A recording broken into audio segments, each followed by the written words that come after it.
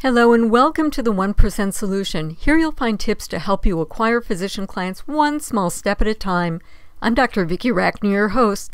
This week's 1% Solution is enjoy selling. When I speak with many advisors, they tell me I hate selling. I can relate because I've said those same 3 words myself. Well, here are 3 steps that help me make the transition from hating selling to enjoying selling. Tip number 1 is change your mindset. In the introduction of Daniel Pink's excellent new book, To Sell is Human, he points out that according to the U.S. Department of Labor statistics, 1 in 9 Americans work in sales. According to Daniel Pink, 100% of us work in sales.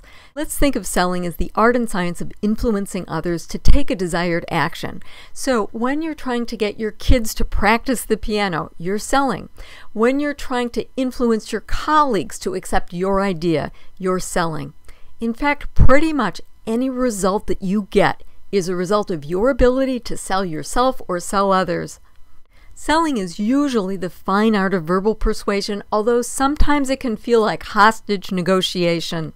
How do you sell somebody? Let's say you want to sell a physician prospect on the idea that retirement planning is a priority. You can either help somebody move away from something that they don't want, like not be prepared for retirement, or help people move towards something that they do want, which is to be able to thrive in the future. I say that you inspire people to change by offering a cab. Have compassion. Understand that people do what they do for a reason.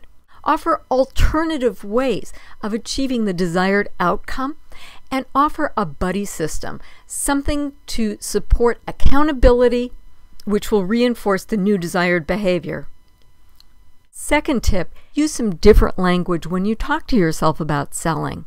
What if the sales cycle were really nothing more than a series of conversations? Maybe selling is really serving. Maybe marketing is nothing more than engaging the person you want to influence. What if you thought of potential prospects as dance partners? What's one of the reasons people don't want to ask for the dance? Well, it's the fear of hearing no. But here's an idea that's helped me. Imagine being at a restaurant and there's a waitress who's walking around with a coffee pot asking patrons if they want coffee.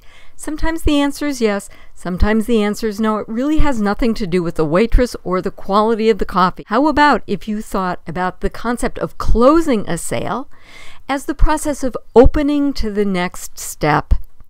Tip number 3 is change the process. What if you thought about the sales process as something similar to dating? The ultimate goal is to get to a committed monogamous relationship. You go through a series of steps and meet lots of people in order to meet the right person.